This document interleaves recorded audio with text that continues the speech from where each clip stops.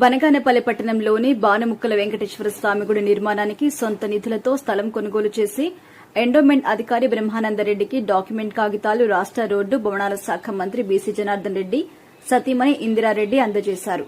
పట్టణంలోని వెంకటేశ్వర స్వామి గుడి ప్రాంగణ వద్ద సమావేశం నిర్వహించారు.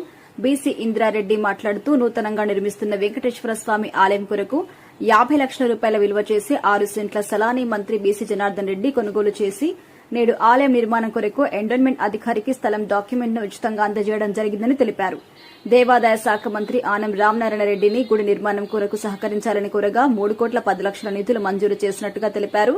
4వ తేదీ ఆదివారం నాడు ఉదయం 6 గంటలకు ఆలయ నిర్మాణం కొరకు భూమి పూజ చేస్తున్నట్టుగా తెలిపారు.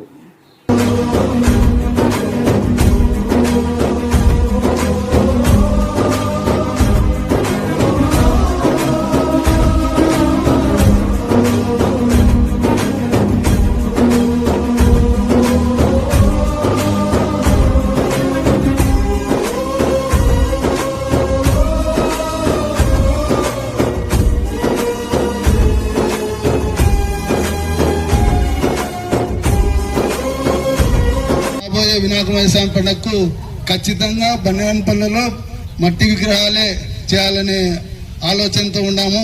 ప్రతి ఒక్కరు కూడా మట్టి విగ్రహాలే పెట్టాలా, ఇది ఖచ్చితంగా పాటించాలా ప్రతి ఒక్కరు కూడా తెలియజేస్తున్నాము. అలాగే ఈ రాబోయే కాలంలో కూడా ఈ వెంకటేశ్వర స్వామి గుడి నిర్మాణానికి ప్రతి ఒక్కరము కూడా సహకరించి ఈ నిర్మాణంలో భాగం పంచుకోవాలని మనస్ఫూర్తిగా కోరుకుంటూ, ఎక్కడ చూసినా కూడా బనగానపల్లిలో కాలువలు నిండిపోవడము, చెత్తతో నిండిపోవడము, కాలువలో నీళ్ళన్నీ పైన వచ్చి పారడము ఇదంతా జరుగుతుంది. అందువల్ల బనగానపల్లి మొత్తము ఎక్కడ ఎస్ఆర్బీసీ కాలువ నుంచి అక్కడ మన అయ్యప్ప స్వామి గుడి దగ్గర ఎస్ఆర్బీసీ కాలువ ఉంది కదా, ఆ ఏరియాలో ఉన్న ఇళ్ల నుంచి కూడా మనకి వచ్చి ఈ జుర్రేరు వాగులో కలిసేటట్టుగా మొత్తము అండర్ గ్రౌండ్ డ్రైనేజ్ తీసుకొని వచ్చి జుర్రేరు వాగులో కూడా అండర్ గ్రౌండ్ డ్రైనేజ్ పెడుతున్నాడు.